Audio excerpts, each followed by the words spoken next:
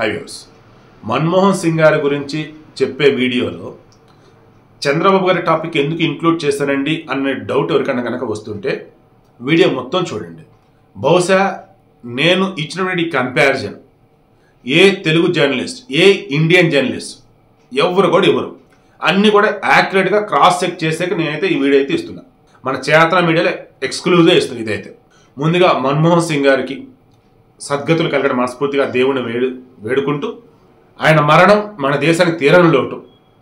కానీ 92 సంవత్సరాల వయసులో కన్నుమూశారు కాబట్టి, వృద్ధాప్య సమస్యల కన్నుమూశారు కాబట్టి, సో ఇక సహజ మరణం అన్నట్టే లెక్క. అయితే ఈయన బ్రతికున్నప్పుడు ఏం చేశాడు? చంద్రబాబు నాయుడు గారికి ఈయనకి లింక్ పెడుతూ మన్మోహన్ సింగ్ గారి యొక్క నిజమైనటువంటి రాజకీయ వారసుడన్నా, ఆర్థిక వారసుడన్నా చంద్రబాబు అన్న వర్డ్ ఆ లైన్ అసలు ఎందుకు తీసుకున్నానంటే, 1947 ఆగస్టు 15 స్వతంత్రం వచ్చింది. ఆ రోజు దేశ పరిస్థితి ఎలా ఉంది ఏంటన్నప్పుడు డాలర్ వాల్యూ మంది సమానమే, లేదంటే డాలర్ కన్నా మంది గొప్ప ఉందని అనుకున్నారు అంతా. కానీ మనం ఆల్మోస్ట్ ఇంపోర్ట్ చేసుకోవాలి అన్నీ. ఎక్స్పోర్ట్ అంటే ఎక్స్పోర్ట్ మనం ధాన్యం దాకా చేయడానికి ఏం లేదు మన దగ్గర. ఆ పొజిషన్ నుంచి 1991 వచ్చేటప్పటికి ఫారిన్ ఎక్స్చేంజ్ రిజర్వ్స్ ఏం లేవు, విదేశీ మార్గ నిల్వలు అంటారు లేవు. అండ్ దేశంలో ఫైనాన్షియల్ చూస్తే మొత్తం అల్లడిపోతుంది, అసలు దేశం అంతా ఘోరంగా ఉంది. అప్పుడు ప్రధాని పివి నరసింహారావు ఐజీ పటేల్ అని చెప్పేసి అందుకుముందు ఆర్బీఐ గవర్నర్గా చేశారు. ఆయన ఫైనాన్స్ మినిస్టర్ పెడతాని చెప్పేసి ఆయన అప్రోచ్ అయితే ఆయన ఒక మాట అన్నాడు, నేను కాదు 1982 to 85 వరకు ఆర్బీఐ గవర్నర్గా చేసిన మన్మోహన్ సింగ్ అని, he is eminent person, he is magnificent person, so better to take him as finance minister అని చెప్పున్నారు. దెన్ అలా మన మన్మోహన్ సింగ్ గారిని ఫైనాన్స్ మంత్రిగా తీసుకోవడం జరిగింది. యావత్ దేశం షాక్, ఈవెన్ వరల్డ్ అయితే షాక్. అసలు రాజకీయాలుగా సంబంధం లేని ఒక వ్యక్తిని తీసుకొచ్చి డైరెక్ట్గా ఆయన ఫైనాన్స్ మినిస్టర్ చేశాడు ఏంటి అబ్బా అని.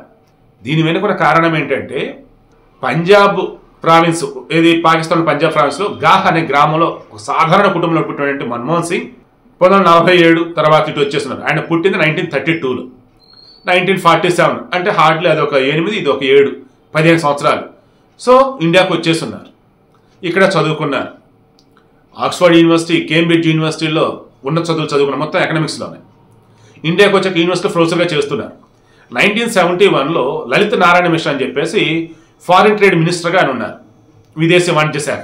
దెన్ ఆయనకి చెప్పున్నారు అనమాట, మన్మోహన్ సింగ్ మంచి ఎమినెంట్ పర్సన్ ఎకనామిక్స్లో, సో సలహాలు సూచనలు అన్నప్పుడు ఆయన బెస్ట్ అన్నారు. ఆయన సలహాదారుగా తీసుకున్నారు. ఇక అప్పటి నుంచి ఆయన ప్రస్థానం అప్ టు 1991 వరకు సలహాదారుగా, చీఫ్ సలహాదారుగా, ప్లానింగ్ కమిషన్ల మెంబర్గా, ఆర్బీఐ రిజర్వ్ బ్యాంక్ ఆఫ్ ఇండియాకి సంబంధించిన డైరెక్టర్గా, గవర్నర్గా ఇవన్నీ చేస్తూనే ఉన్నారు. దెన్ ఎప్పుడైతే ఫినాన్స్ మినిస్టర్ అయినారో ఆయన గతంలో ఆయన అనుభవం రీత్యా ప్లానింగ్ కమిషన్ ఒకటి చేస్తున్నారు. అండ్ విదేశాల సత్సంబంధాలు ఎలా ఏంటి మన దేశంలో సిచ్యువేషన్ మొత్తం ఐడియా ఉంది. దెన్ పివి నరసింహారావు వచ్చేసి ఫుల్ ఫ్రీడమ్ ఇస్తున్నా, రథాన్ని ఎలా కావాలంటే అలా నువ్వు నడుపు, నేను మధ్యలో కూర్చొని ఉంటా, నేను హ్యాండిల్ చేస్తే కరెక్ట్గా అన్నాడు. ఇక అప్పుడు లిబరలైజేషన్, ప్రైవేటైజేషన్, గ్లోబలైజేషన్ అంటూ మన దేశంలో డిస్ఇన్వెస్ట్మెంట్స్ అంటే గవర్నమెంట్కి సంబంధించిన ఆర్గనైజేషన్స్లో ప్రైవేటైజేషన్ చేయటం, అండ్ ఇండస్ట్రీస్ సంబంధించి చేసి ఫారిన్ డైరెక్ట్ ఇన్వెస్ట్మెంట్స్ అనటం, విదేశాల నుంచి మన పెట్టుబడులు పెట్టవచ్చు, వాళ్ళే వచ్చి ఇక్కడ ఇక లైసెన్స్ గోండరాజ్ సంథింగ్ ఏది అవుతుందో అదంతా కూడా క్షమించాలి. సో మన దగ్గర ఇప్పుడు ఎలా ఉండేదంటే లైసెన్స్ గోండరాజ్ అన్నట్టు ఉండేది. అంటే వాడు లైసెన్స్, వాడు పర్మిషన్, వీడి రకరకాలు అన్ని తీసి అవతల పడేసి సింగిల్ విండో సిస్టమ్ టక్ ఫారిన్ కంపెనీస్ వచ్చేసాయి, డెవలప్మెంట్ మొదలైంది. అప్పుడు ఒకసారి స్టాక్ ఎక్స్చేంజ్ కుప్పకూలిన పరిస్థితి అయిపోయింది. ఎందుకు? హర్షద్ మేహతా రిమైనింగ్ బ్యాచ్ కుంభకోణం 1992లో అది జరిగింది. 1993లో ఈయన ఫినాన్స్ మినిస్టర్గా ఉండి రాజీనామా చేయబోతే పివి నరసింహ సస్యమేర వద్దు మీరు ఉండాల్సిందే అన్నారు. ఇక అప్పటి నుంచి మొన్న 2004 నుంచి 2014 మధ్య ప్రైమ్ మినిస్టర్గా ఉన్న గ్రోత్ రేట్ విషయంలో కానీ, డెవలప్మెంట్ విషయంలో కానీ ఎక్స్ట్రాని ముందుకు తీసుకెళ్లారు. 2014 ముందు కానీ, 2014లో ఆయన ప్రధానమంత్రిగా దిగిపోయే సమయంలో కానీ ఆయనని చాలామంది యాక్సిడెంటల్ ప్రైమ్ మినిస్టర్ అన్నారు. దానికి ఆయన దిగిపోయే ముందు క్లారిటీ ఇచ్చారు, నేను యాక్సిడెంటల్ ప్రైమ్ మినిస్టర్నా, ఎమినెంట్ ప్రైమ్ మినిస్టర్నా అన్నది కాలమే సమాధానం చెప్పింది. ఈరోజు ప్రతిపక్షాల వాళ్ళు కానీ, మీడియా వాళ్ళు కానీ నా గురించి అలా మాట్లాడి ఉండుండొచ్చు కాక, కానీ నాకు ఇచ్చినటువంటి నేను ఫుల్ఫిల్ చేశా, ధర్మబద్ధంగా, నీతిగా, న్యాయంగా, నిజాయితీగా చేశాని చెప్పేసి అన్నాడు. ఆ రిజల్ట్ మన ఎన్డీఏ గవర్నమెంట్లో, దట్ మీన్స్ మోడీ ఉన్నప్పుడే అందరికీ అర్థమైపోయింది. ఏ రకంగా గ్రోత్ రేటు ఎక్స్ట్రాడనరీ ముందుకు తీసుకెళ్లాడు Manmohan Singh as a prime minister. And Raja Kanimozhi 2G కుంభకోణంలో కానీ రిమైనింగ్ వాటిలో కానీ కాంగ్రెస్లో ఉన్న వాళ్ళు కానీ కాంగ్రెస్ మిత్రపక్షాలు ఎంతమంది ఇరుక్కున్నా ఒక చిన్న మరక కూడా మన్మోహన్ సింగ్ మీద పడలా. ఈరోజు ఆయన కన్ను మూసిన తర్వాత అన్ని పార్టీల వాళ్ళు, అన్ని ప్రాంతాల వాళ్ళు అసలు చూసినటువంటి భారతీయుడు చనిపోయినాడు, ఈ దేశానికి ఫైనాన్షియల్ ఫ్రీడమ్ తీసుకొచ్చినటువంటి ఒక మనిషి చనిపోయాడు అని చెప్పేసి అంతా ఆయన తలుచుకుంటూ ఉన్నారు. ఇప్పుడు చంద్రబాబు దగ్గరికి వస్తున్నాం. ఈయన ముఖ్యమంత్రి అయ్యే సమయంలో 1995 ఆంధ్రప్రదేశ్ అన్నప్పుడు లైక్ వ్యవసాయ ఆధారిత రాష్ట్రం, ప్రైమరీ సెక్టర్ అగ్రికల్చరే. ఆ తర్వాత అన్నప్పుడు పశువులు, కోళ్ళు, వైజాగ్ వచ్చేసి హార్బరు, తర్వాత షిప్ యార్డ్, హైదరాబాద్ వచ్చేసి సెంట్రల్ గవర్నమెంట్ కొన్ని ఇన్స్టిట్యూషన్స్ ఉన్నాయి. దెన్ అప్పుడు మన చంద్రబాబు గారు సైతం లిబరలైజేషన్, ప్రైవేటైజేషన్, గ్లోబలైజేషన్ డోర్లు బార్లా తీసేశారు. రండి ఎవరు వస్తారండి పెట్టుబడులు పెట్టండి, మేము మీకు కావాల్సినటువంటి ప్రోత్సాహకాలు అందిస్తామన్నారు. సింగిల్ విండో సిస్టమ్ తీసుకొచ్చారు. అప్పటికప్పుడు అసలు వేల కోట్ల లక్షల కోట్ల పెట్టుబడులు వచ్చినాయి. హైదరాబాద్ సాఫ్ట్వేర్ ఇండస్ట్రీ డెస్టినేషన్ అంటే మారిపోయింది. బెంగళూరుని తలదన్నే విధంగా ఈరోజు మారింది. వరల్డ్లో టాప్ మోస్ట్ కంపెనీస్ యొక్క సెకండ్ ఆఫీసు బ్రాంచ్ ఎక్కడంటే హైదరాబాద్ అన్నట్టుగా మారింది.